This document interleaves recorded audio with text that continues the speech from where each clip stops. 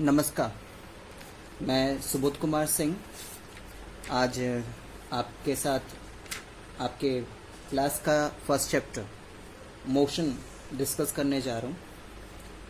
ध्यान रखिएगा कि इससे पहले आप वीडियो आगे कंटिन्यू करें,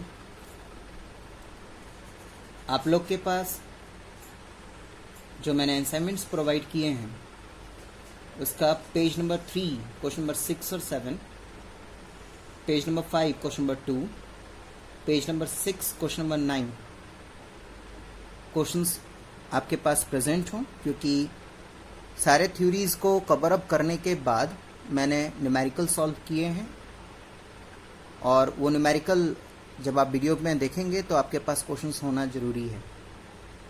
ठीक है, तो चलिए अपने लेक्चर को आगे बढ़ाते हुए मैं सबसे पहले आप लोग को लेके आऊँगा मोशन के तरफ। अभी जो क्लास आप लोग 8th पास आउट होके आए हैं उस समय तक आप लोग के पास मोशन के डेफिनेशन जो था, उस मोशन के डेफिनेशन में आप लोगों ने पढ़ा कि अगर कोई बॉडी एक पोजीशन से दूसरे पोजीशन पे मूव कर जाती है, यानी अपना पोजीशन चेंज करती है, तो हम उसको मोशन कहेंगे।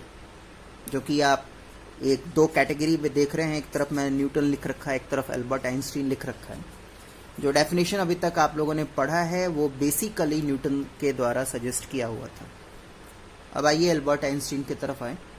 एल्बर्ट आइंस्टीन में आप लोग को बता दूं एक बहुत बड़े फिजिसिस्ट थे और उनके पास मैथ्स का भी नॉलेज बहुत अच्छा खासा था। उन्होंने रिलेटिविटी का कॉन्सेप्ट दिया। हालांकि रिलेटिविटी आप बहुत अच्छे तरीके से 11th क्लास के फिजिक्स में पढ़ेंगे। अभी जो मोशन का डेफिनेशन का कॉन्सेप्ट था, उन्होंने क्या बोला कि कोई बॉडी मूव कर रही है या नहीं कर रही, कोई बॉडी मूव कर रही है या नहीं कर रही, ये सिर्फ और सिर्फ आपकी घड़ी यानी टाइम नहीं बता सकता।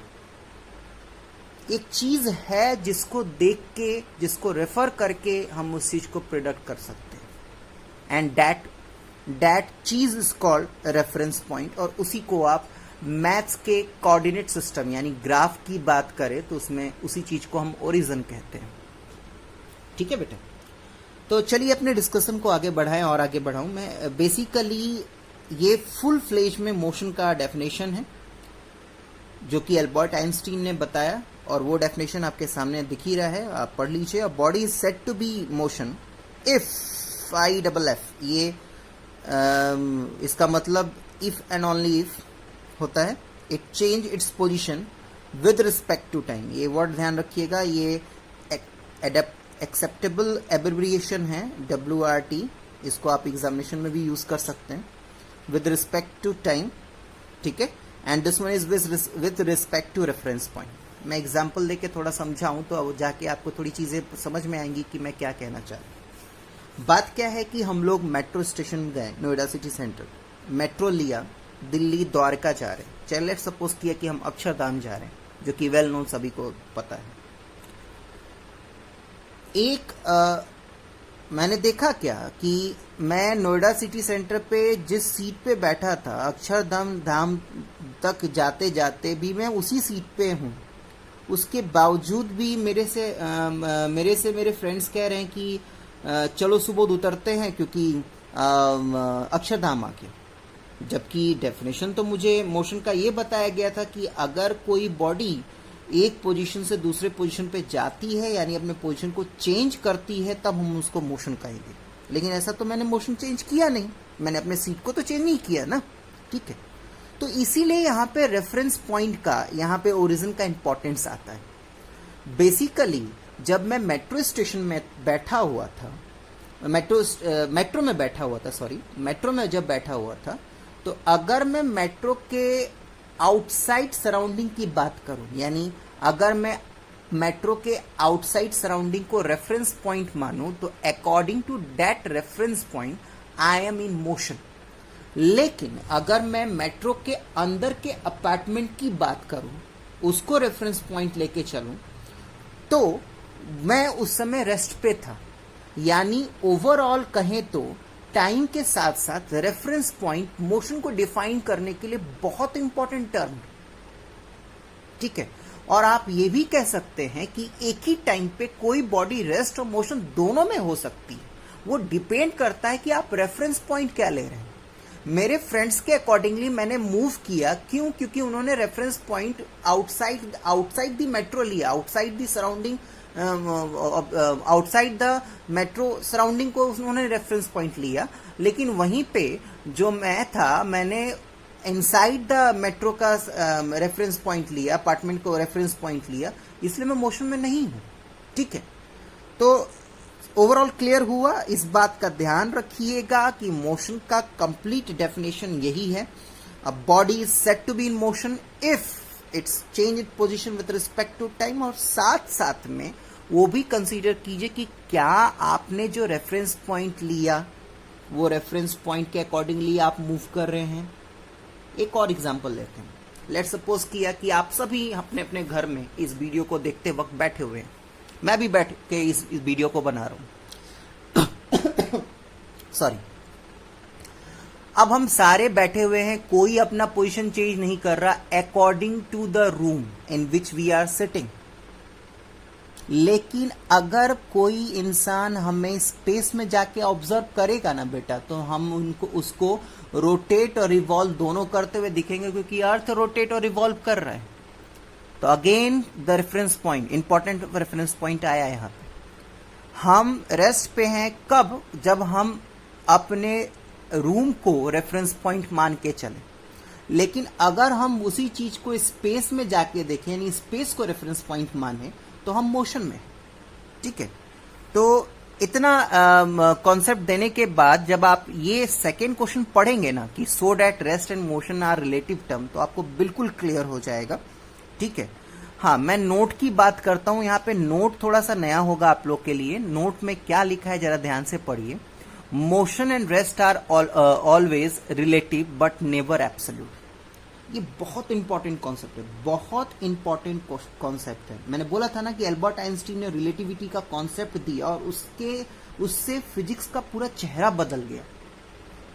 रिलेटिविटी का क्या मतलब है कि जब आप दो फिजिकल क्वांटिटी को रिलेट करें, ठीक है, आप कभी भी नहीं कह सकते कि एक दिया हुआ बॉडी एब्सोल्युटली रेस्ट या मोशन पे है।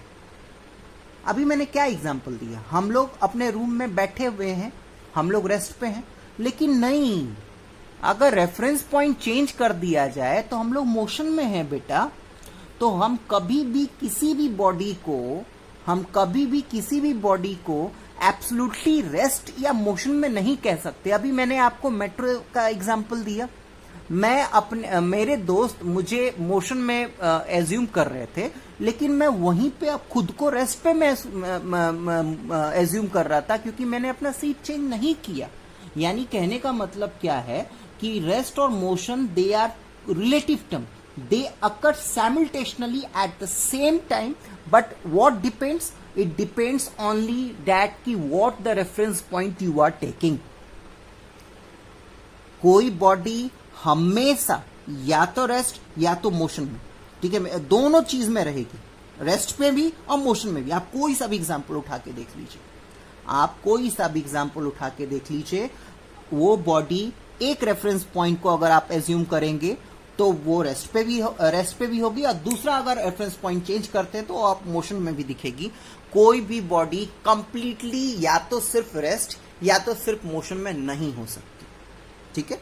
तो आगे चलिए, आगे बात करते हैं, पोजीशन की बात करते हैं। अभी भी बात किया था पोजीशन क्या होता है। पोजीशन एक मैं डेफिनेशन ना बता के आप लोगों को एक छोटा सा एग्जांपल मैथ्स का बता दूं तो शायद सारी बातें क्लियर हो जाएंगी।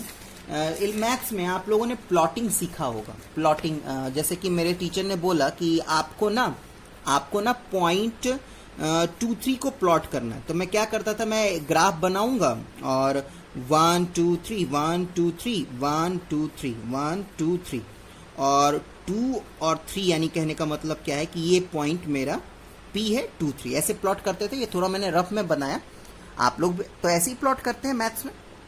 तो what is this? This is basically the position of the this point. Definition पढ़िए क्या है पोजीशन का। The location of an object with respect to a particular point is known as the position of object. ठीक है, अब यहाँ पे जो पर्टिकुलर पॉइंट है that is basically the origin, जो कि यहाँ पे आप ग्राफ के केस में मैथ्स में बोलते थे this one is called origin ना। ठीक है, फिजिक्स में इसी ओरिजन को हम रेफरेंस पॉइंट कह रहे हैं। ठीक है, यानी कहने का मतलब क्या है कि आपका बॉडी का लोकेशन क्या है जो आपने रेफरेंस पॉइंट लिया है। What is reference point? Reference point का क्या डेफिनेशन है पढ़िए। The particular point about which the position of the object is defined is called reference point. ठीक है, पॉइंट, रेफरेंस पॉइंट वो चीज है जिससे आप किसी बॉडी के पोजीशन को डिफाइन करते हैं। जैसे कि मैं बोलूं कि बेटा मैं 2 किलोमीटर दूर हूं, ऑटोमेटिकली है आप मेरे से यही पूछेंगे कि सर 2 किलोमीटर कहाँ पे हैं आप, तो डेट कहाँ is basically the reference point. मुझे आपको एग्जैक्ट अपना पोजीशन, अपना लोकेशन बताने के लिए एक रेफरेंस पॉइंट का हेल्प लेना पड़ेगा। मुझे बताना पड़ेगा कि मैं स्कूल से 2 किलोमीटर दूर पे खड़ा हूँ, या मार्केट से 2 किलोमीटर दूर पे खड़ा हूँ, या घर से 2 किलोमीटर दूर पे खड़ा हूँ। तो आपको एक रेफरेंस पॉइंट बताना पड़ेगा, क्योंकि सिंपली पोजीशन बताने से आप मेरा लोकेशन नहीं फाइंड आउट कर सकते। तो ध्यान रखिएगा, रेफरेंस पॉइंट बहुत इंपॉर्टेंट है। नेक्स्ट आगे बढ़ते हैं। ठीक है, अब बात करते हैं हम स्केलर और वेक्टर क्वांटिटी की। ठीक है, स्केलर और वेक्टर क्वांटिटी, पहला ही डेफिनेशन पढ़िए क्या है। एक नॉर्मल सा है कि scalar quantity is physical quantity जिसमें मैग्नीट्यूड होते हैं, और वेक्टर क्वांटिटी में magnitude as well as direction होता है। चलिए अब देखिए, इंग्लिश पढ़ लेना और बुकिस लैंग्वेज में डेफिनेशन लिख लेना बहुत बड़ी बात नहीं होती, कॉन्सेप्ट समझना जरूरी होता है। समझ में नहीं आया मुझे कि स्केलर और वेक्टर क्वांटिटी होता क्या है। ठीक है, तो मैं आपको ये बताऊंगा कि थोड़ी देर के लिए मान लीजिए कि मैं मास को स्केलर क्वांटिटी मान रहा हूँ और फोर्स को मैं वेक्टर क्वांटिटी मान रहा हूँ। ठीक है, आइए एक एग्जांपल देके मैं समझाता हूँ कि वेक्टर और स्केलर का मतलब क्या होता है।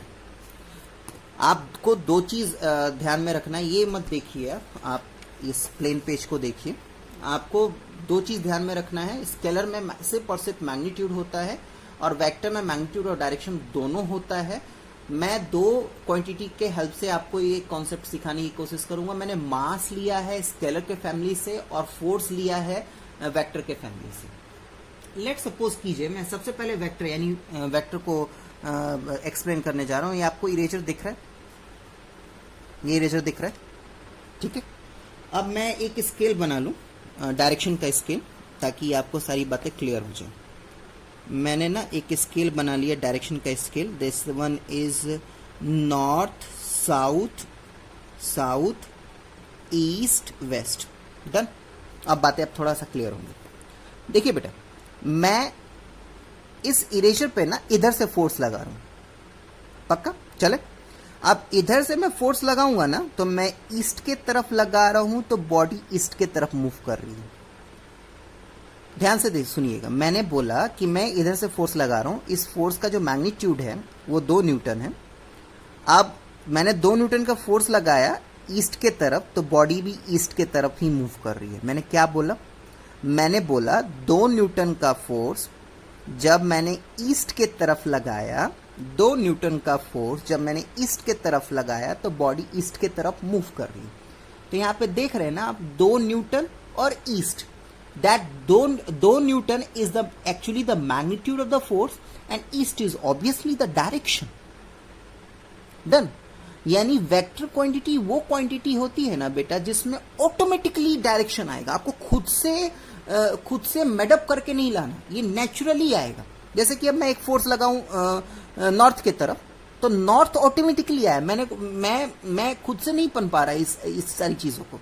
ठीक है, तो मैंने अगर नॉर्थ के तरफ 2 न्यूटन का फोर्स लगाया तो बॉडी नॉर्थ के तरफ मूव कर रही है। यानी कहने का मतलब क्या है कि 2 Newton is again the magnitude of the force while the north is basically the direction.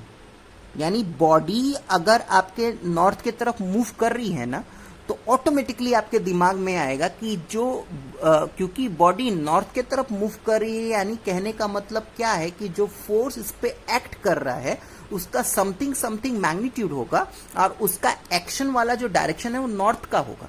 Automatically clear है बेटा कि vector is such quantity in which having both magnitude as well as direction. ठीक है, अगेन मैं एक बार दोबारा से कहूंगा, मैं ये कह रहा हूं क्या कि इस इरेजर को आप साउथ के तरफ धक्का दीजिए। अगर आप देखेंगे तो आप क्या प्रिडिक्ट करेंगे कि सर कुछ न्यूटन फोर्स इस पे सब्स्टिट्यूट कर रहे हैं साउथ डायरेक्शन में, तो again direction come.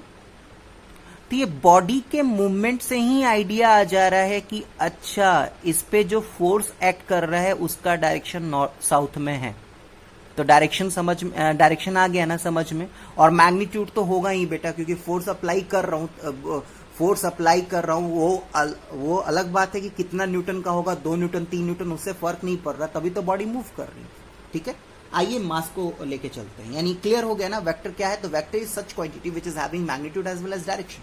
In the same way scalar क्या होता है, लेट सपोज किया, हालांकि थोड़ा सा ऑड लगेगा, लेकिन मैं ये कह रहा हूं कि लेट सपोज कीजिए कि इस बड़े वाले इरेजर को आप तराजू समझ लीजिए, बैलेंस, जिसपे वजन को नापते हैं, मास को नापते हैं। ठीक है, और इस छोटे वाले इरेजर को मैं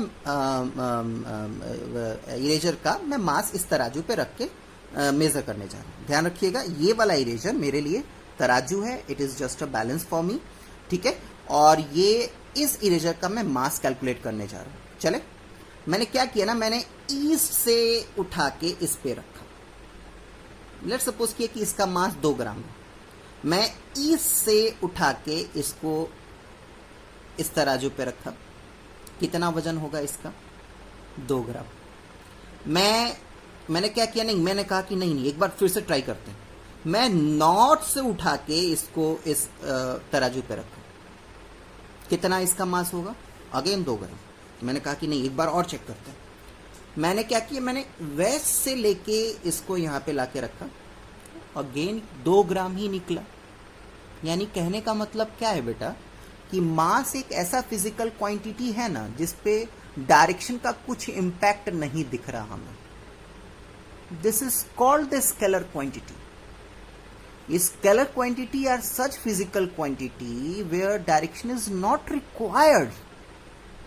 मास को घुमा फिरा के, इस इरेजर को मैं किसी भी डायरेक्शन में घुमा फिरा के यहां पे रखूं, इसका मास 2 ही ग्राम होगा, वो नॉर्थ हो, साउथ हो, ईस्ट हो, वेस्ट हो, या कोई सा भी डायरेक्शन जो आप लोगों ने अब जानते होंगे, मैं नहीं जानता। ठीक है, तो आशा है कि आपको वेक्टर और स्केलर क्वांटिटी मोटा मोटी समझ में आ गया होगा कि क्या मैं कहना चाह रहा हूं। तो फटाफट डेफिनेशन को खत्म करें। क्लियर हो गया स्केलर क्वांटिटी क्या होता है। स्केलर क्वांटिटी आपका ये ऐसा क्वांटिटी है जिसमें सिर्फ मैग्नीट्यूड होता है। वेक्टर में ऐसा क्वांटिटी है जिसमें मैग्नीट्यूड और डायरेक्शन दोनों होता है। इस बात का ध्यान रखिएगा, यहाँ पे एक वर्ड और मैं जोड़ूंगा, यहाँ पे इस बात का ध्यान रखिएगा, स्केलर क्वांटिटी हमेशा पॉजिटिव नहीं तो जीरो होता है बेटा। क्यों, किस लिए, ये जब मैं डिस्टेंस और डिस्प्लेसमेंट पढ़ाऊंगा ना तो आपको क्लियर करूंगा। ठीक है, अभी फिलहाल इतना आप समझिए कि स्केलर क्वांटिटी या तो पॉजिटिव होगा नहीं तो जीरो होगा। वेक्टर क्वांटिटी जो है वो जीरो, नेगेटिव, पॉजिटिव सब हो सकता है बाबू। क्यों, ये सब कुछ जब डिस्टेंस और डिस्प्लेसमेंट में पढ़ाऊंगा ना तो आपको क्लियर कर दूंगा।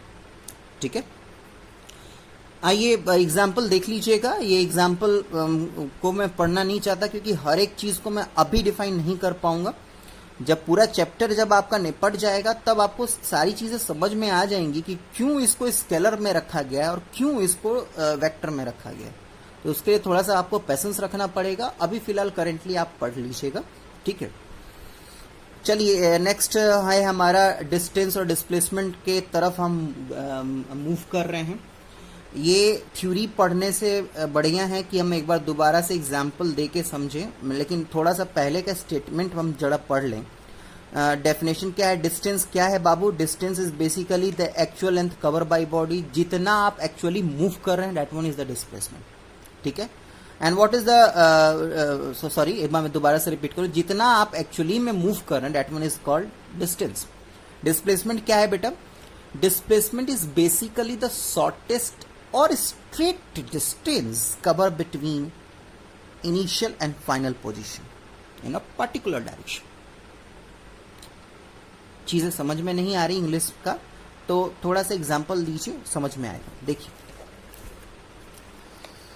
डायग्राम देखिए, डायग्राम को फोकसली देखिए। ये मेरा घर है, ये मेरा स्कूल है, ये मेरा मार्केट है। ठीक, मैं क्या किया, मेरा घर और स्कूल के बीच का जो डिस्टेंस है वो 4 किलोमीटर है और स्कूल और मार्केट का जो डिस्टेंस है वो 3 किलोमीटर है। मैं घर से स्कूल गया, मैंने कितना कवर किया, 4 मीटर। मैं स्कूल से मार्केट गया, कितना कवर किया, 3 मीटर। तो what is the distance cover by me? Distance is basically the actual length cover by a body, यानी मैंने जो डिस्टेंस कवर किया दैट इज 4 + 3 यानी 7 किलोमीटर। लेकिन डिस्प्लेसमेंट क्या होता है? डिस्प्लेसमेंट का एग्जैक्ट कॉन्सेप्ट बता रहा हूं मैं। आप एक काम कीजिए, अपने इनिशियल और फाइनल पोजीशन के बीच में एक स्ट्रेट लाइन जोड़ी, स्ट्रेट लाइन बना दीजिए। मेरा इनिशियल पोजीशन मेरा घर था और फाइनल पोजीशन मेरा मार्केट था। मैंने एक स्ट्रेट लाइन ड्रॉ कर दी, यही डिस्प्लेसमेंट।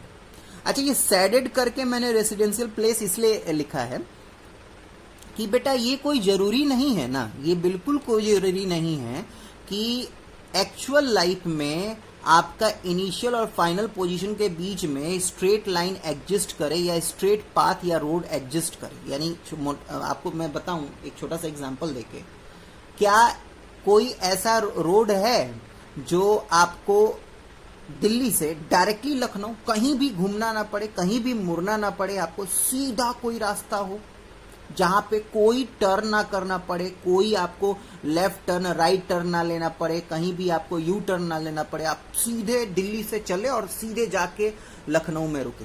नहीं बाबू, रियल लाइफ में कोई जरूरी नहीं है कि ऐसा पॉसिबल ही हो। तो डिस्प्लेसमेंट का ये जो कॉन्सेप्ट है ना, तो कहीं कहीं पे इमेजिनरी भी हो जाता है। ठीक है, दिल्ली से लखनऊ कोई स्ट्रेट पाथ नहीं है, लेकिन उस स्ट्रेट पाथ को इमेजिनेशन कर लिया जाता है। जैसे कि मैंने यहाँ पे रेसिडेंशियल प्लेस इसलिए दिखा रहा हूँ कि मेरे घर से मार्केट जाने का ना कोई सीधा रास्ता नहीं है, ये मेरा इमेजिनेशन पाथ है बेटा। तो डिस्प्लेसमेंट कभी कभार इमेजिनरी भी हो जाता है, एक्चुअल कभी कभार एक्चुअल। जैसे कि मैं बात करूं होम से स्कूल जाने का, मेरे पास एक एक्चुअल स्ट्रेट पाथ दिख रहा है ना यहाँ पे, तो अगर मैं सीधे घर से स्कूल जाता तो मेरा डिस्टेंस भी यही होता, डिस्प्लेसमेंट भी यही होता, और ये एक्चुअल में भी लाई कर रहा है। यहाँ पे डिस्प्लेसमेंट का जो पाथ है, जो रोड है, वो एक्चुअल में एग्जिस्ट कर रहा है, लेकिन ये जस्ट इमेजिनेशन है। तो इस बात का ध्यान रखिएगा। कभी कभार बच्चे करते क्या है कि मैंने अगर जैसे उनको सिखा दिया कि बेटा इनिशियल और फाइनल पोजीशन के बीच में एक स्ट्रेट लाइन ज्वाइन कीजिए, वही आपका डिस्प्लेसमेंट होगा, तो वो मेरे से पूछते हैं क्या कि सर ये एक्चुअल में तो लाइन ही एग्जिस्ट नहीं कर रहा। कोई बात नहीं, एग्जिस्ट नहीं कर रहा तो आप इमेज कर लीजिए। It is basically the way how we are calculating the displacement. ठीक है, तो वही चीज जो मैंने आपको डिस्कस किया। देखिए आपको डिस्टेंस कवर किया 7 किलोमीटर। पैथागोरस थ्योरम आपको पता है ही। ये आपको ट्रायंगल दिख रहा है ABC, इसमें ये बेस है, ये परपेंडिकुलर है, ये हाइपोटेनस है। तो डिस्प्लेसमेंट निकालने के लिए ऑब्वियसली बेटा पैथागोरस थ्योरम अप्लाई करेंगे और ये आपका जो डिस्प्लेसमेंट है वो 5 किलोमीटर आ जाएगा। ठीक है, ये जो लाइन मैंने लिखा है, ये चलिए पढ़ते हैं हम क्या है line. Actually displacement is a straight distance between initial and final position. Clear है बेटा? Now this straight distance may or may not follow actual path followed by a body. It may be imaginary. इसीलिए जब आप distance और displacement का मेरे notes में लिखा हुआ डिफरेंस पढ़ेंगे ना, तो उसमें पांचवा जो पॉइंट है, आइए मैं दिखाता हूं। पांचवें पॉइंट में मैंने यहाँ पे डिपेंडेंस ऑफ पाथ मेरा पैरामीटर है, तो उसमें मैंने लिखा है डिस्टेंस के बारे में कि depend on path followed by body. ठीक है, बट डिस्प्लेसमेंट नहीं करता। जैसे कि यहाँ पे एक्चुअल में दिख भी रहा है आपको कि अगर मैं डिस्टेंस की बात करूँ तो जो एक्चुअल पाथ मैंने फॉलो किया, बॉडी ने फॉलो किया, वही डिस्टेंस के बराबर है, लेकिन डिस्प्लेसमेंट का ये एक्चुअल बॉडी का पाथ नहीं है। क्लियर है मैं क्या कहना चाह रहा हूं? ठीक है बेटा, चलिए वापस एक चीज पे और आइए। डिस्प्लेसमेंट कैलकुलेट करने के लिए आपको थोड़ा बहुत मेहनत करना पड़ेगा। ठीक है, क्या मेहनत करना पड़ेगा? दो डायग्राम आपको दिख रहा है, दो डायग्राम दिख रहा है। एक मैंने रेक्टेंगुलर पाथ लिया है, एक स्क्वायर वाला पाथ लिया है मैं अभी फिलहाल रेक्टेंगुलर पाथ का ही डिस्कशन करूंगा। स्क्वायर वाला पाथ पे भी सेम कॉन्सेप्ट सब्स्टिट्यूट होगा। तो लेट सपोज कीजिए, ये दिख रहा है आपको, ये सब कुछ दिख रहा है। लेट सपोज कीजिए, 2 मिनट रुकिए।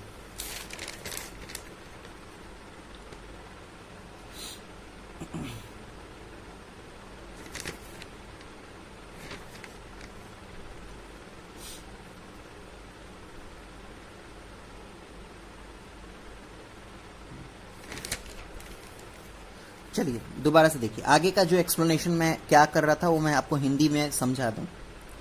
देखिए ध्यान से। लेट सपोज कीजिए कि आपकी जो बॉडी है वो ए से बी गई एंड देन बी टू सी गई। तो what is distance? It is basically the actual path cover by a body. तो 4 और 2 6, यानी 6 मीटर बॉडी ने डिस्टेंस कवर किया। लेकिन डिस्प्लेसमेंट की बात करूं तो क्या होगा बाबू? It is basically the length of straight line between initial position and the final position. ये मेरा straight line है। ये आपको ये वाला राइट एंगल ट्रायंगल दिख रहा है, क्योंकि रेक्टेंगल का जो सारे एंगल होता है 90 डिग्री के बराबर होता है, ये आपको पता है ही। तो चलिए पाइथागोरस थ्योरम अप्लाई कर दीजिए। यानी आपको हाइपोटेनस निकालना है, यानी आपको स्क्वायर रूट में 4 का स्क्वायर प्लस 2 का स्क्वायर का सम करके निकाल देंगे तो आपको आंसर मिल जाएगा। नेक्स्ट केस लेते हैं। लेट सपोज किया कि आपका बॉडी ए से बी गई, बी से सी गई, देन सी टू डी गई। अब आपसे पूछा जाए कि डिस्टेंस कितना कवर किया, तो ध्यान रखिएगा आपकी बॉडी ए से बी गई 4, बी से सी गई 2 और सी से डी गई 4, यानी 4 4 8 2 10 मीटर उसने कवर किया। अब ए और डी के बीच का डिस्प्लेसमेंट निकालना है। ए से बॉडी कहां से कहां गई? बॉडी गई ए से डी तक। अब हमें डिस्प्लेसमेंट निकालना है। तो what is displacement? Displacement is basically the length of straight line between initial position and the final position. तो इनिशियल पोजीशन मेरा ये है, फाइनल पोजीशन मेरा ये है। इन लोग के बीच का जो स्ट्रेट लाइन है वो कितने के बराबर है? 2 मीटर। यानी आपका डिस्प्लेसमेंट कितना होगा? 2 मीटर। इसी चीज को मैंने यहां पे एक्सप्लेन किया है।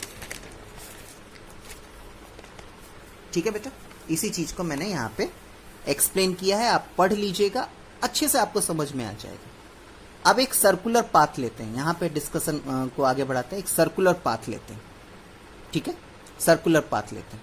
तो पहला केस क्या है? पहले केस में बॉडी जो है वो ए से बी जा रही है, देन बी टू सी जा रही है। ए से बी जा रही है, देन बी टू सी जा रही है। यानी बॉडी ने कितना डिस्टेंस कवर किया? It is basically equal to the circumference of semi circle. Semi circle दिख रहा है ना आपको? लेकिन अगर मैं डिस्प्लेसमेंट की बात करूं तो बेटा, तो displacement is what? Displacement is basically the straight line, the length of straight line between initial position and the final position. और जब मैं ये खींचूंगा तो मैं देखूंगा क्या कि वो डायमीटर के बराबर है, यानी डिस्प्लेसमेंट मेरा डायमीटर के बराबर होगा। लेट्स सपोज किया बेटा कि बॉडी जो है वो ए से घूम के फिर दोबारा ए पे आ जाएगी। तो what will be the distance? It is basically the circumference of the circle. लेकिन अगर कोई बॉडी घूम फिर के वापस अपने इनिशियल पोजीशन पे आती है ना बेटा, तो इस बात का ध्यान रखिएगा कि डिस्प्लेसमेंट 0 होगा, क्योंकि जब बॉडी वापस से अपने इनिशियल पोजीशन पे ही आ जाएगी, यानी फाइनल पोजीशन और इनिशियल पोजीशन एक ही पॉइंट पे लाई करेगा, और जब एक ही पॉइंट पे 2 पॉइंट लाई करेगा तो आप लाइन कैसे बना पाएंगे? समझ में आई बात? ठीक है। अब आइए, अब हम डिफरेंस पढ़ते हैं डिस्टेंस और डिस्प्लेसमेंट का। अच्छे तरीके से आपको समझ में आएगा। चलिए देखिए, डिस्टेंस का डेफिनेशन क्या है? Actual length cover by body. समझ में आया बेटा? What is displacement? Shortest and straight distance measure between the initial and final position of a moving body in a particular direction. ठीक है बेटा। डिस्टेंस एक स्केलर क्वांटिटी है, डिस्प्लेसमेंट एक वेक्टर क्वांटिटी है, चलेगा। ऐसा यूनिट की बात करें, दोनों का ऐसा यूनिट सेम होता है बेटा, मीटर। डन। आगे वैल्यू की बात करें, तो वैल्यू की बात करेंगे बेटा, तो ध्यान रखिएगा डिस्टेंस का जो वैल्यू है वो हमेशा पॉजिटिव या 0 होगा। डिस्प्लेसमेंट का पॉजिटिव नेगेटिव 0 भी हो सकता है। देखिए पॉजिटिव अभी तक तो आप सब कैलकुलेशन कर ही रखे हैं। जीरो का कॉन्सेप्ट अभी सर्कुलर पाथ का मैंने जब डिस्कस किया था, जिसमें बॉडी ए से स्टार्ट की वापस ए पे आई तो जीरो डिस्प्लेसमेंट हुआ ना। मैं आपको नेगेटिव वाला भी अब एक एग्जांपल बता देता हूँ। बाकी 5th पॉइंट क्लियर है कि एक्चुअली में डिस्टेंस जो है वो बॉडी के पाथ फॉलोड पे डिपेंड करता है, लेकिन उसमें इसके केस में डिस्प्लेसमेंट जो है वो कर भी सकता है और नहीं भी कर सकता है। यानी कहने का मतलब क्या है कि वहाँ पे एक्चुअल पाथ कवर भी पे डिपेंड भी कर सकता है या वो इमेजिनेशन भी हो सकता है। डन। अब आइए हम डिस्प्लेसमेंट का एक नेगेटिव एग्जांपल लें कि कब नेगेटिव डिस्प्लेसमेंट होगा। ठीक है, नेगेटिव डिस्प्लेसमेंट का ये बेस्ट एग्जांपल है। देखिए क्या है, बॉडी जो है ये स्ट्रेट दिख रहा है आपको। बॉडी जो है पहले ए से सी जाती है, देन सी टू बी आती है। चले, ए से सी जाती है, देन सी टू बी आती है। तो ए से सी जाने में 4 और सी टू बी आने में 2, यानी 4 2 6 मीटर इसने डिस्टेंस कवर किया। अब बात करते हैं डिस्प्लेसमेंट की। तो डिस्प्लेसमेंट के लिए अगर इस तरीके का न्यूमेरिकल आए तो सीधा सीधा हिसाब रखिएगा बेटा, final position minus initial position. तो फाइनल पोजीशन आपका ये BC है, दैट इज 2 मीटर, और इनिशियल पोजीशन आपका AC था, दैट इज 4 मीटर। तो 2 metre minus 4 metre minus 2 metre होगा। यानी आपको एक बात क्लियर हो गया कि डिस्प्लेसमेंट एक वेक्टर क्वांटिटी है, और कैसे कोई वेक्टर क्वांटिटी पॉजिटिव भी हो सकता है, नेगेटिव भी हो सकता है और जीरो भी हो सकता है। ठीक है, एक चीज और डिस्कस कर लेते हैं हम लोग। इस बात का बिल्कुल ध्यान रखिएगा कि कभी भी डिस्प्लेसमेंट डिस्टेंस के से छोटा होगा, उसके इक्वल हो सकता है, लेकिन कभी भी उससे बड़ा नहीं होगा बेटा, इस बात का ध्यान रखिएगा। ठीक है, अब कॉन्सेप्ट को और अच्छे से बिल्डअप करने के लिए आइए कुछ न्यूमेरिकल हम डिस्कस करते हैं। तो चलिए, मैंने पहला न्यूमेरिकल लिया है, NCERT का इंटेक्स का क्वेश्चन है और बहुत ही इम्पोर्टेंट क्वेश्चन में से एक है। इसमें डिस्टेंस और डिस्प्लेसमेंट के बहुत अच्छा कॉन्सेप्ट छिपा हुआ है, और इस न्यूमेरिकल को सॉल्व करने के बाद डिस्टेंस और डिस्प्लेसमेंट का कॉन्सेप्ट और बिल्डअप हो जाता है। तो इसलिए मैंने पहले इसी क्वेश्चन को उठाया। मैं बात कर रहा हूँ NCERT page number page number 100, Intex question number 2 की, अ फार्मर। ठीक है, तो बुक है ही आप लोग के पास, अच्छे से क्वेश्चन को पहले पढ़िए। लिखा है कि a farmer moves along the boundary of a square field of side 10 metre in 40 second. यानी कहने का मतलब क्या है कि एक फार्मर है और वो फार्मर एक स्क्वायर फील्ड के चारों तरफ मूव कर रहा है, और उस स्क्वायर फील्ड का जो मेजरमेंट है हर एक साइड 10 मीटर का है। तो मान लिया कि मैंने एक स्क्वायर फील्ड ले लिया ABCD। डन। आगे मेरे से कहा जा रहा है कि what will be the magnitude of the displacement of the farmer at the end of 2 minute 20 second from his initial position. तो सबसे पहले मैं आप लोग को क्लियर कर दूं कि मैं इनिशियल पोजीशन A लूँगा। ठीक है, रही बात मुझे डिस्प्लेसमेंट कैलकुलेट करना है, लेकिन मैं आप लोगों को डिस्टेंस भी कैलकुलेट करके बता देता हूँ। डिस्टेंस में आपको ज़्यादा कुछ नहीं करना। डिस्टेंस में बस आपको क्या करना है, जस्ट सबसे पहले क्या कीजिएगा, टोटल टाइम कैलकुलेट कर लीजिएगा। तो टोटल टाइम जो है आपका वो 2 मिनट 20 सेकेंड्स का है। तो मैं उसको सेकेंड में कन्वर्ट कर लूँगा, तो ये आपका आ जाएगा 140 सेकेंड। ठीक है बेटा, ज़्यादा लंबा स्टेटमेंट नहीं लिखूँगा मैं, बीच बीच में स्टेटमेंट ज़रूर जोड़िएगा, क्योंकि अभी 1 साल बाद आप लोग 10th क्लास में आएंगे, और 10th क्लास में थ्योरी यानी आपको स्टेटमेंट लिखना बिल्कुल ज़रूरी है। ठीक है, तो आगे बात करते हैं। मेरे से सीधा क्लियरली बोला जा रहा है कि 40 सेकेंड में फार्मर पूरा 1 राउंड लगा ले रहा है। तो 40 सेकेंड में फार्मर पूरा 1 राउंड लगा रहा है, डेट सिंपली मीन्स कि बेटा कितना डिस्टेंस उसने कवर किया, 10 10 10 और 10 यानी 40 मीटर। 40 सेकेंड में 40 मीटर उसने कवर किया। बीच में थ्योरी जरूर जोड़ेंगे। ठीक है, यानी 1 सेकेंड में 40/40 मीटर उसने वो कवर करेगा। सीधा सीधा मतलब निकलता है यहाँ पे 1 मीटर ही, यानी 140 सेकेंड में 40 इंटू 140/40 मीटर कवर करेगा। यानी कैंसिल आउट कर दीजिए, कैंसिल आउट करने के बाद आपका जो आंसर आएगा वो 140 मीटर होगा। यानी आपको डिस्टेंस में ज़्यादा दिमाग नहीं लगाना, आप बस देख लीजिए कि आपका क्वेश्चन में दिए हुए टाइम में बॉडी कितना डिस्टेंस कवर कर रही है और उसके बाद टोटल टाइम में वो कितना डिस्टेंस कवर करेगी। नॉर्मल जो यूनिटरी मेथड आपने छोटे क्लास में 6-7 क्लास में पढ़ा है, उसी मेथड से आप आराम से डिस्टेंस कैलकुलेट कर सकते हैं। हाँ, अब बात आती है डिस्प्लेसमेंट की। डिस्प्लेसमेंट की बात जहाँ आती है ना बेटा, तो उसमें छोटे छोटे कॉन्सेप्ट पे बहुत ज़्यादा हमें फोकस करना पड़ता है। ठीक है, फोकस क्या करना पड़ता है मैं बताता हूँ आपको। लिखा क्या है कि 2 मिनट 20 सेकेंड में कितना डिस्प्लेसमेंट कवर करेगा। तो मैं इसको थ्योरी के साथ समझाऊंगा आपको ताकि किसी भी तरीके का दिक्कत ना हो। मैं डिस्प्लेसमेंट कैलकुलेट करने जा रहा हूँ बेटा, डिस्प्लेसमेंट कैलकुलेट करने जा रहा हूँ। ठीक है, तो पहले क्या बात है वो चीज़ को मैं लिख लूँ। क्या एक राउंड लगाने में फार्मर को 40 सेकेंड्स लग रहे हैं? तो उस चीज़ को पहले लिख के चीज़ों को क्लियर कर दीजिए। क्या है कि इन 40 सेकेंड फार्मर कंप्लीट 1 राउंड। ठीक है, कहने का मतलब क्या है, क्वेश्चन में ही दिया हुआ है, मैं खुद से कुछ नहीं कह रहा, कि फार्मर 40 सेकेंड में ए से B, B to C, C to D and then D to A आ जा रहा है 40 सेकेंड में। तो वही चीज़ मैंने यहाँ पे लिखा भी कि इन 40 सेकेंड फार्मर कंप्लीट 1 राउंड। ठीक है, यानी अब चलिए अब धीरे धीरे कैलकुलेट करना स्टार्ट करते हैं। क्या मतलब, इसका मतलब क्या है? इसका मतलब क्या है कि इन फर्स्ट राउंड डिस्प्लेसमेंट मेरा 0 होगा। मैंने आप लोग को थ्योरी पढ़ाते वक्त क्लियर किया था, ये बहुत इम्पॉर्टेंट कॉन्सेप्ट है कि कभी भी बॉडी अपने इनिशियल पॉइंट पे घूम फिर के वापस आ जाएंगे ना बेटा, तो डिस्प्लेसमेंट आंख बंद करके वहाँ पे 0 लिख दीजिएगा। यानी सीधा सीधा हिसाब बैठता है कि आप अपने घर से स्कूल जाते हैं और स्कूल से वापस आपने अगर घर आ जाते हैं तो वहाँ पे आपका डिस्प्लेसमेंट 0 हो गया।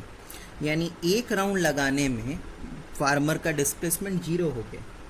और उसने टाइम कितना लिया बेटा? तो time taken is equals to 40 second. Done बेटा। तो सेकेंड राउंड में कितना होगा बेटा? सेकेंड राउंड में भी डिस्प्लेसमेंट 0 होगा और टाइम कितना उसने लिया? 40 सेकेंड। डन। थर्ड राउंड में क्या होगा बेटा? थर्ड राउंड में भी डिस्प्लेसमेंट क्या होगा? 0 और उसने टाइम कितना लिया बेटा? 40 सेकेंड। दिखाइएगा नहीं, कैलकुलेट ओरली कर लीजिए। यहाँ पे टोटल 120 सेकेंड हो चुके हैं। ठीक है, और टोटल टाइम आपने कैलकुलेट किया था, टोटल टाइम आपका 140 सेकेंड ही है। यानी आपके पास अब 20 सेकेंड बचा हुआ है। अच्छा, जब मैं डिस्टेंस कैलकुलेट कर रहा था, मैं यहाँ की बात कर रहा हूँ, जब मैं डिस्टेंस कैलकुलेट कर रहा था तो इसको कैंसिल आउट करेंगे ना बेटा, तो सीधा सीधा मतलब निकल रहा है कि बॉडी कह रहा हूँ मैं, फार्मर जो है वो 1 सेकेंड में 1 मीटर कवर कर रहा है बेटा। यानी इसका क्या मतलब निकल रहा है कि 10 मीटर को कवर करने के लिए फार्मर 10 सेकेंड लेगा। मेरे पास बचा कितना है? 20 सेकेंड। यानी 10 सेकेंड में जो फार्मर है वो A to B आएगा एंड नेक्स्ट 10 सेकेंड में वो B to C जाएगा। यानी ये A पॉइंट जो है वो इनिशियल पॉइंट हो जाएगा और C पॉइंट जो है वो मेरा फाइनल पॉइंट हो जाएगा। तो पहले मैं इस बात को पहले लिख दूं जो मैंने कहा, उसके बाद आगे बात करते हैं। मैंने क्या कहा? मैंने कहा क्या कि मेरे पास अब 20 सेकेंड बच गए हैं। नाउ 20 सेकेंड लेफ्ट, मेरे पास सिर्फ 20 सेकेंड बचे हुए हैं। अब इस कंडीशन में 10 सेकेंड 20 सेकेंड में फार्मर A to B और B to C जा सकता, उससे आगे नहीं जा सकता. Now in 20 second farmer move from A to B and then B to C. ठीक है बेटा. अब मुझे क्या कैलकुलेट करना है? अब मुझे डिस्प्लेसमेंट कैलकुलेट करना है. अब डिस्प्लेसमेंट कैलकुलेट करना है तो उसका क्या कॉन्सेप्ट है पहले वो लिखिए. मुझे क्या कैलकुलेट करना है? मुझे डिस्प्लेसमेंट कवर कितना फार्मर ने किया वो कैलकुलेट करना है. और डिस्प्लेसमेंट का बेटा सीधा सीधा मतलब निकलता है डिस्प्लेसमेंट का straight line between initial and final position. Straight line between initial and final position. ठीक है. तो मैं डायग्राम में से क्लियर कर दूं. ये मेरा फाइनल पोजीशन है, ये मेरा इनिशियल पोजीशन है. तो इसके बीच में जो स्ट्रेट लाइन होगा वो मेरा AC होगा. और अगेन ऑलरेडी थ्योरी में डिस्कस कर रखे थे हम लोग. ये आपका जो है ये एक राइट एंगल ट्राइंगल है. ऑब्वियसली आपको पता है स्क्वायर का हर एक एंगल 90 डिग्री का होता है. तो ये राइट एंगल ट्राइंगल है. ये हाइपोटेनस है, ये परपेंडिकुलर है और ये बेस है बेटा. यानी मुझे अगर AC कैलकुलेट करना है तो पाइथागोरस थ्योरम अप्लाई करेंगे और बेस का स्क्वायर और परपेंडिकुलर का स्क्वायर निकाल के सम करके उसका स्क्वायर रूट निकाल देंगे तो मुझे आंसर मिल जाएगा. आइए वापस से अपने क्वेश्चन पे. यानी डिस्प्लेसमेंट कवर करना है, यानी मुझे स्ट्रेट लाइन इनिशियल पोजीशन और फाइनल पोजीशन के बीच में अगर मैं निकाल दूं तो मेरा काम हो जाएगा. यानी मुझे AC कैलकुलेट करना है और AC कैलकुलेट करना है यानी मुझे बेस का स्क्वायर प्लस परपेंडिकुलर का स्क्वायर करना है. बेस मेरा 10 है बेटा और परपेंडिकुलर भी 10 है. यानी ये बेटा टोटल मिला के 200 हो जाएगा. यानी आंसर जो आएगा आपका वो 10√2 आएगा. आप यहाँ पे भी छोड़ सकते हैं. ठीक है. और मैं कहूँगा कि आप √2 का वैल्यू याद रखिए. √2 का वैल्यू बेसिकली 1.414 होता है. ठीक है. यानी ये अगर आप कैलकुलेट करें तो ये आंसर आएगा आपका 14.14 मीटर. ठीक है बेटा. √2 का वैल्यू याद कीजिए क्योंकि मैथ्स के मेंस्ट्रुएशन में भी आपको काम आएगा. ठीक है. √2 √3 का वैल्यू आपको याद होना चाहिए. ये आपके मैथ्स के मेंस्ट्रुएशन में भी काम आएगा. ठीक है. अच्छा, सेम बेटा सेम क्वेश्चन आपका एक्सरसाइज का पहला क्वेश्चन है. एनसीईआरटी की ही बात कर रहा हूं मैं, अभी अलग से कुछ भी नहीं कह रहा. एनसीईआरटी का एक्सरसाइज आप खोलेंगे ना, बस यहाँ पे स्क्वायर पाथ था, वहां पे सर्कुलर पाथ है. आप सॉल्व कीजिएगा मेरे रिक्वेस्ट पे, क्योंकि डिस्टेंस और डिस्प्लेसमेंट का न्यूमेरिकल का कॉन्सेप्ट क्लियर होना बहुत जरूरी है. सेम उस जैसे कि इसमें सिर्फ डिस्प्लेसमेंट कैलकुलेट करने के लिए कहा था, उसमें डिस्टेंस और डिस्प्लेसमेंट दोनों कैलकुलेट करने के लिए कहा गया है. इसलिए मैंने यहाँ पे ही आप लोग को बता दिया कि डिस्टेंस कैसे कैलकुलेट किया जाता है. ठीक है. अब आइए 2-3 क्वेश्चन हम अपने असाइनमेंट में से भी उठाते हैं. जो असाइनमेंट मैंने आप लोग को दिया है, प्रोवाइड कराया है, उसका आप लोग को पेज नंबर 3 क्वेश्चन नंबर 6 निकालना है. ठीक है. पेज नंबर 3 क्वेश्चन नंबर 6 निकालना है. ठीक है. तो जब आप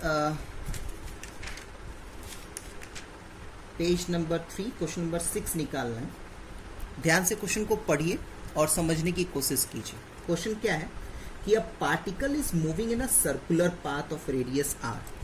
एक पार्टिकल है बेटा और वो एक सर्कुलर पाथ पे मूव कर रहा है. दिख रहा है आपको? एक पार्टिकल है, वो एक सर्कुलर पाथ पे मूव कर रहा है. जिस सर्कुलर पाथ का रेडियस जो है ना बेटा वो r है. ठीक है.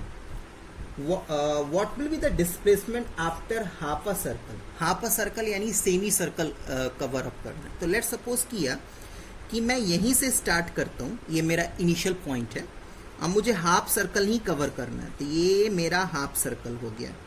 ठीक, तो ये मेरा फाइनल पोजीशन है। ठीक, ये मेरा इनिशियल पोजीशन है, ये मेरा फाइनल पोजीशन है।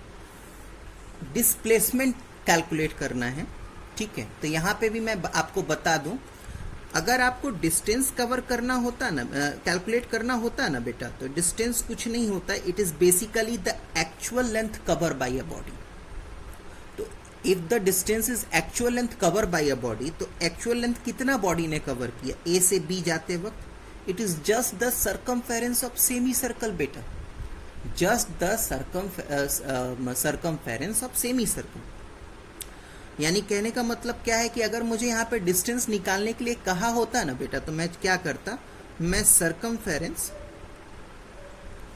ऑफ सेमी सर्कल यहाँ पे निकाल देता हूँ। ठीक है, मुझे डिस्प्लेसमेंट बोला जा रहा है, तो डिस्प्लेसमेंट मुझे एक बार मैं फिर से रिपीट करता हूँ। डिस्प्लेसमेंट में मुझे मेरे टीचर ने पढ़ाया था क्या, कि अगर आपको डिस्प्लेसमेंट कैलकुलेट करना है तो आपको स्ट्रेट लाइन का लेंथ कैलकुलेट कीजिए। तो what is displacement, it is the straight line between initial and final position. और जब आप डायग्राम को देखेंगे ना बेटा, डायग्राम को जब आप ध्यान से देखेंगे, तो A is the initial position, B is the final position, और इन लोग के बीच में जो स्ट्रेट लाइन है, that is basically the diameter of the given circular path. और आपको पता है ही कि डायमीटर क्या होता है, diameter is just the double of radius. ठीक, नेक्स्ट उसी पेज का 7th क्वेश्चन देखिए। इस टाइप के क्वेश्चंस बहुत इंपॉर्टेंट हैं, और इस टाइप के क्वेश्चंस जब भी अगर आपको पेपर में आए, तो उसमें ना थोड़ा मैथ्स के ग्राफ का हेल्प लीजिएगा, तो इजीली कैलकुलेट होगा। कैसे करना है मैं बताता हूँ। मैं 7th क्वेश्चन की बात कर रहा हूँ बेटा, 7th क्वेश्चन। ठीक है, मेरे से कहा जा रहा है क्या, कि एक पार्टिकल है जो कि 3 मीटर नॉर्थ के तरफ, 4 मीटर ईस्ट के तरफ और 6 मीटर साउथ के तरफ मूव कर रहा है। तो जब भी इस तरीके का डायरेक्शन वाला क्वेश्चन आए ना बेटा, तो ये आप रफ में सबसे पहले रफ में ये काम कर लेंगे, लिख लेंगे नॉर्थ, ईस्ट और साउथ। नॉर्थ में कितना मूव कर रहा है बेटा, 3 मीटर। ईस्ट में कितना मूव कर रहा है, 4 metre. And what is movement in the south, it is 6 metre. अब ये जो आपके पास आया ना बेटा, ये रफ में करना, ये आपको मेन जो आप सोल्यूशन करेंगे उसमें नहीं दिखाना, ये रफ में करना। जैसे ही आपके पास ये डेटा आ जाएगा, अब आप मेन सोल्यूशन में काम करना स्टार्ट करेंगे। आप एक ग्राफ प्लॉट करेंगे। ठीक है, तो ग्राफ प्लॉट करते वक्त आपको स्केल और ग्राफ पेपर की ज़रूरत नहीं है, नॉर्मली हाथ से बनाइए। ये इसलिए मैं कह रहा हूँ ताकि आप लोग को कैलकुलेशन करने में इजी होगा और किसी भी तरीके का गलती नहीं होगा। ठीक है, तो देखिए क्या कर रहा हूँ मैं। यहाँ पे x हम क्या लिखते थे, x o x डैश और y o y डैश लिखते थे ना बेटा। यहाँ पे मैं कुछ भी नहीं लिखूंगा, मैं बस डायरेक्शन लिख दूंगा। ये मेरा ईस्ट है, this one is west, this one is north and this one is south. अभी बाद में लिखूंगा नंबर लिखने के बाद। ठीक है, तो नॉर्थ में जितना जितना बोला उतना उतना ही प्लॉट कीजिएगा। 1 2 3 डन। ईस्ट में कितने प्लॉट करने हैं आपको, 4। तो 1 2 3 4। और साउथ में कितना प्लॉट करना है बेटा, 1 2 3 4 5 6। तो ये आपका हो जाएगा साउथ। ठीक, तो ये आपका आ जाएगा 1 2 3 4 5 6। ठीक है, चले। तो क्योंकि मैंने यहाँ पे ब्लू पेन यूज़ किया है, तो एक और कलर पेन या पेंसिल का हेल्प से चीज़ों को एक्सप्लेन करना इजी होगा। तो मैं आप लोग को अच्छे तरीके से समझाने के लिए ब्लैक पेन का यूज करता हूं। हाँ, इस बात का ध्यान रखिएगा, आप पेंसिल भी यूज कर सकते हैं।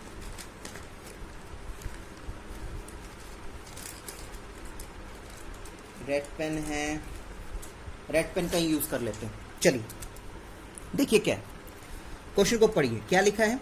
अ particles move 3 meter north, 3 meter north के तरफ। ये मेरा ओरिजन है बेटा, ये मेरा ओरिजन है। 3 मीटर मैं नॉर्थ के तरफ गया, दिख रहा है आपको? 3 मीटर मैं नॉर्थ के तरफ गया, ठीक। नेक्स्ट 4 मीटर ईस्ट, 4 मीटर मैं ईस्ट के तरफ गया।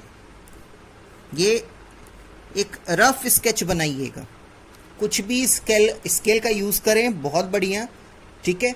नहीं तो कोई ज़रूरत नहीं है, आप हैंडमेड भी बना सकते हैं, ठीक है।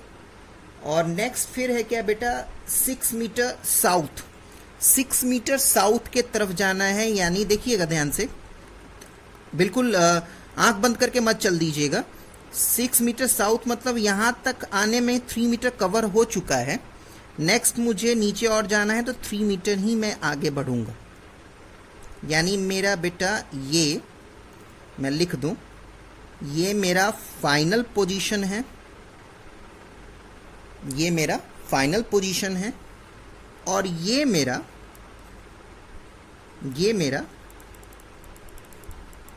इनिशियल पोजीशन है,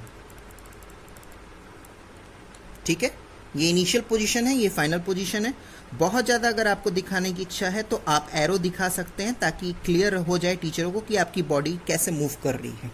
ये तो रही ग्राफ की बात, ठीक है। यहाँ पे 2-3 चीज़ें आप देख रहे होंगे कि मैंने नीचे y डैश लिया है, लेकिन नेगेटिव मार्किंग नहीं किया है। आप भी नेगेटिव मार्किंग मत कीजिएगा।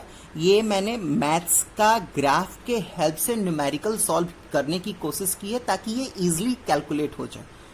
प्योरली मैथ्स का ग्राफ का कॉन्सेप्ट मत यूज कीजिएगा। आपको जिधर भी, जैसे कि अगर नेक्स्ट क्वेश्चन में एक और डिस्कस करूंगा, उसमें बॉडी वेस्ट की तरफ भी मूव करेगी, तो नेगेटिव मार्किंग नहीं डालेंगे, ठीक है। नेगेटिव मार्किंग नहीं डालेंगे, आप पॉजिटिव ही यूज करेंगे। बस ये एक तरीके से ऐसा ग्राफ है जो कि फिजिक्स में यूज हो रहा है, तो उसमें नेगेटिव मार्किंग नहीं करेंगे। तो चलिए, मुझे क्या करना है? मुझे डिस्प्लेसमेंट कैलकुलेट करना है। तो डिस्प्लेसमेंट कैलकुलेट करने के लिए मुझे मेरे टीचर ने बोला था कि बेटा आपको ना इनिशियल पोजीशन और फाइनल पोजीशन के बीच का स्ट्रेट लाइन का लेंथ कैलकुलेट करना है। ये दिख रहा है, ये मेरा डिस्प्लेसमेंट है बेटा, ये मेरा डिस्प्लेसमेंट है। यानी कहने का मतलब क्या है कि ये राइट एंगल ट्राइंगल हो गया, ये राइट एंगल ट्राइंगल हो गया। अब मैं पाइथागोरस थ्योरम अप्लाई कर दूंगा। तो ग्राफ क्यों प्लॉट करने के लिए कहा था मैंने, वो अब आप लोग को समझ में आएगा। देखिए कितनी इजीली हो जाएगा। यहां से लेके यहां तक आपका 4 मीटर था, ये यहां से लेके यहां तक आपका 3 मीटर है, ठीक। तो अब पाइथागोरस थ्योरम अप्लाई कर दीजिए। तो पाइथागोरस थ्योरम के अकॉर्डिंगली क्या होता है? Perpendicular square plus base square. यानी कहने का मतलब क्या है बेटा? ये 4 का स्क्वायर इज 16, 3 का स्क्वायर इज 9, यानी 16 प्लस 9 इज 25। यानी आपका डिस्प्लेसमेंट 5 मीटर आ गया, ठीक है। आगे थ्योरी आप खुद से ऐड करेंगे, ठीक है। अब नेक्स्ट क्वेश्चन हम लोग जा रहे हैं। हम आप अपने जो भी असाइनमेंट मैंने दिया है उसका पेज नंबर 5, क्वेश्चन नंबर 2 पे आ जाइए। क्वेश्चन नंबर 2 पे आ जाइए, पेज नंबर 5 क्वेश्चन नंबर 2। हालांकि डायग्राम बना हुआ है, आप देख भी पा रहे हैं, अपने असाइनमेंट में देख भी सकते हैं, लेकिन उसके बावजूद भी मैं कॉपी में बना लूं। डायग्राम क्या है, मैं क्वेश्चन नंबर 2 डिस्कस कर रहा हूं बेटा, पेज नंबर 5 का। एक सिंपल सा डायग्राम है। This one is A B, straight line है 15 मीटर, ठीक है। और एक जिगजैग मोशन करता हुआ एक कर्व है, और इस कर्व का लेंथ है 3 मीटर। पढ़िए क्या लिखा है। लिखा है कि a cow and a bird both travel from point A to B, ठीक है। The cow travel in a straight line, ठीक है। काव जो है, ये काव का पाथ है A to B, ये जो पाथ है ये काउ का पाथ है, और ये जो पाथ कवर अप किया ये बर्ड का पाथ है। ठीक है बेटा, but the bird travel along the curve path as shown in along side. Clear है diagram? What is the distance travel by the cow? अब हम डिस्टेंस, मैंने कॉन्सेप्ट जब पढ़ाया था थ्योरी आप लोगों को, तो उसमें ये भी हम लोगों ने नोट किया था कि displacement can be less than और इक्वल टू डिस्टेंस। यानी डिस्प्लेसमेंट जो है वो डिस्टेंस के लेस देन भी हो सकता है और इक्वल भी हो सकता है। ठीक है, तो ये न्यूमेरिकल में भी एक कॉन्सेप्ट आपको सीखने को मिला कि जब बॉडी अगर स्ट्रेट लाइन में ट्रेवल करेगी ना, जैसे यहाँ पे ये गाय जो है वो ट्रेवल कर रही है ए टू बी, तो इस केस में इसका डिस्टेंस भी यही होगा और डिस्प्लेसमेंट भी यही होगा, स्ट्रेट लाइन में अगर ट्रेवल किया तो। ठीक है, तो what is the distance travel by the cow? सीधा सीधा हिसाब है 15 metre. What is the distance travel by the bird? Obviously दिख रहा है आपको 30 मीटर। हाँ, नेक्स्ट क्वेश्चन सोचने वाला है कि displacement cover by both, sorry, which one of them has more displacement? Actually में बार बार मैं बता रहा हूं कि what do you mean by displacement. देखिए, पहले बात करते हैं कि इनका पहले क्लियर करते हैं कि इनिशियल पोजीशन और फाइनल पोजीशन क्या है। Initial position no doubt A है और final position no doubt B है। बर्ड भी ए से उड़ते हुए बी तक पहुंच रही है और गाय भी सीधी सीधी बी तक ही पहुंच रही है, तो दोनों के लिए इनिशियल और फाइनल पोजीशन सेम है। डिस्प्लेसमेंट कुछ नहीं है बेटा, it is just the straight line, length of straight line between initial position and the final position. ठीक है, तो ये तो डिस्टेंस ट्रेवल हुआ ना। अब बर्ड के डिस्प्लेसमेंट की अगर मैं बात करूंगा तो it is obviously again the straight line A B, यानी इस केस में गाय और चिड़िया दोनों का डिस्प्लेसमेंट सेम होगा। डन। एक क्वेश्चन और डिस्कस करते हैं, ये थोड़ा सा लेंदी है और सेम क्वेश्चन नंबर 7 की तरह है जो अभी प्रीवियस वाला क्वेश्चन मैंने डिस्कस किया था। मैं बात कर रहा हूं पेज नंबर आपका जो मैंने दिया था असाइनमेंट, उसका पेज नंबर 6 क्वेश्चन नंबर 9 की, पेज नंबर 6 क्वेश्चन नंबर 9 की। ठीक है, तो आइए चलते हैं, पढ़िए क्या लिखा है। A biker ride 700 metre north. आ गया ना फिर दोबारा वैसा ही क्वेश्चन। तो सबसे पहले मैं रफ में ये चीज लिख के तैयार कर दूंगा, रफ में, ये फेयर में आपको नहीं दिखाना, रफ में। तो नॉर्थ, साउथ, ईस्ट, वेस्ट। ठीक, चलिए स्टार्ट हो जाइए। A biker ride 700 metre north, 700 metre north, 300 metre east, 300 metre east, 400 metre north, again 400 metre north, 600 metre west, 600 metre west, 1200 metre south, 1200 metre south, 300 metre east, 300 metre east के तरफ, and finally 100 metre again north के तरफ। ठीक है बेटा। Draw the path of the motion of the biker, what distance did the cover. और अच्छा, इसमें डिस्टेंस और डिस्प्लेसमेंट दोनों ये करना है। तो जैसे ही अगर इसमें अगर बहुत सारे वाले टाइप से आ जाएंगे ना बेटा, तो जो भी प्लॉटिंग आप करेंगे उसमें एडअप कर लीजिएगा। यानी आपको जो एक्स के पॉजिटिव डायरेक्शन में जिसको आप नॉर्थ ले रहे हैं, उसमें आपको 700, 800 और ये 4, यानी 1200 तक रिप्रेजेंट करना है। ठीक है, और ये आपका जो कि आप सॉरी नॉर्थ जो आप वाई एक्सिस के पॉजिटिव में लेते हैं वो उसमें 1200 रिप्रेजेंट करना है। फिर साउथ जो वाई एक्सिस के नेगेटिव में लेते हैं, बिना नेगेटिव मार्किंग किए आपको 1200 तक रिप्रेजेंट करना है। ईस्ट जो आपका एक्स एक्सिस का पॉजिटिव होता है उसमें आपको 600 मीटर तक प्लॉट करना है, वेस्ट में भी 600 मीटर तक प्लॉट करना है। यानी ये ग्राफ थोड़ा लंबा जाएगा। ठीक है, मैं एक बिल्कुल नॉर्मल पेन से या पेंसिल से इसको ड्रॉ करूंगा ताकि उस पर आराम से चीज़ें ड्रॉ की जा सके। ठीक है,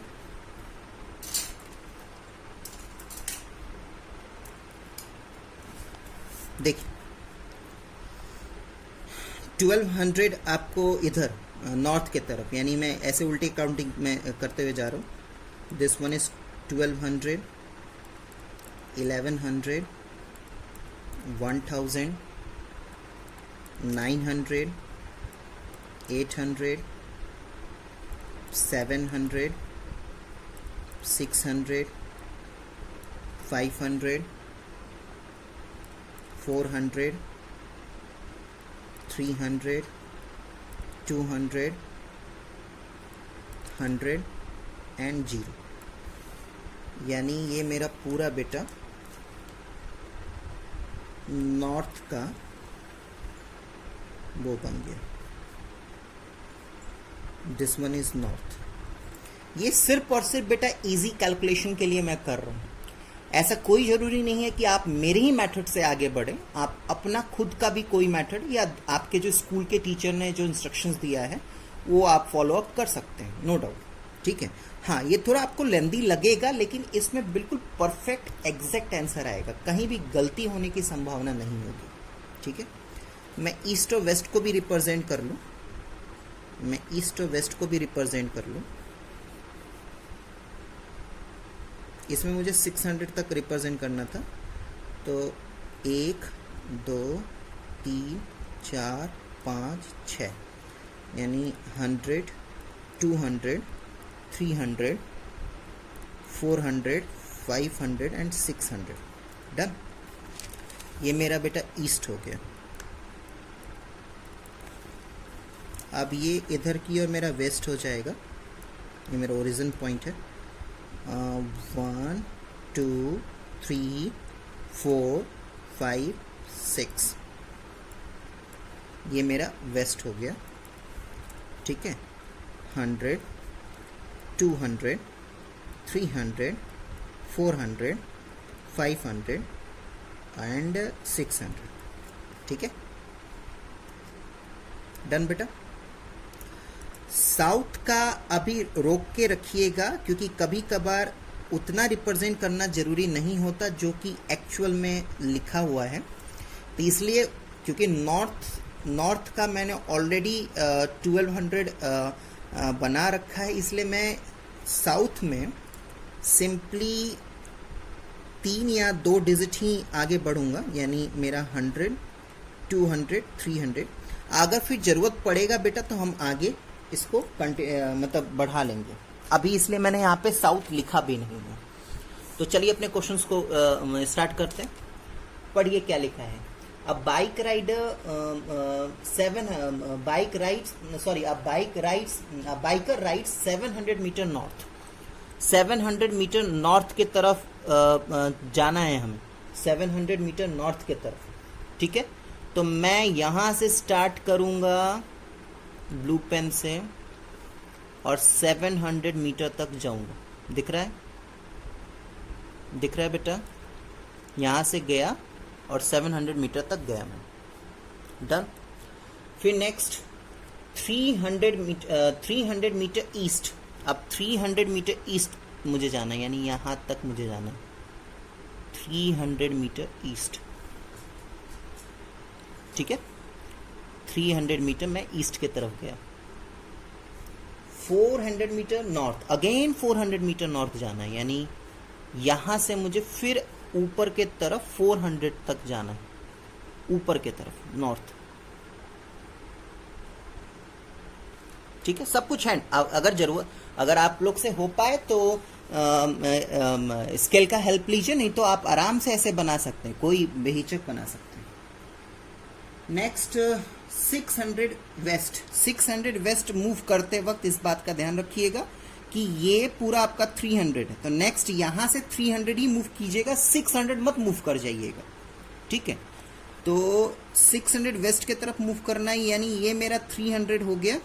और नेक्स्ट यहाँ तक मुझे मूव करना है, यानी ये मेरा 300 तक. बस वेस्ट का मतलब तरफ, यानी आप यहाँ से मूव कर रहे हैं बेटा, तो ये भी तो कैलकुलेट होगा ना 300. यानी ये आपका ये आपका पूरा 600 तक आपने वेस्ट के तरफ मूव कर दिया. Next 1200 south. तो मैंने इसलिए मना किया था, देखिए क्यों. क्योंकि देखिए 1100 तक तो आप नॉर्थ में बढ़ चुके हैं, अब साउथ में 1200 ही तो जाना है ना। तो ये जैसे ही आप यहाँ पे पहुंचेंगे ना, देखिए आप स्केल का हेल्प लेंगे तो ये आपका लाइन टेढ़ा नहीं बनेगा, यहाँ पे जैसे मेरा टेढ़ा बन रहा है, ठीक है। ध्यान से देखिए मैं क्या कहना चाह रहा हूँ, मुझे साउथ में 1200 मूव करना है, मैं मना नहीं कर रहा, लेकिन साउथ में मूव करते वक्त इस बात का ध्यान रखिए कि आप 1100 ऑलरेडी नॉर्थ में जा चुके हैं। यानी आप नीचे जब उतरेंगे और यहाँ पे एक्सिस पे पहुंचेंगे तो नेक्स्ट आपको 100 ही मूव करना है, क्योंकि ऑलरेडी आपने 1100 ऊपर कवर कर चुके हैं।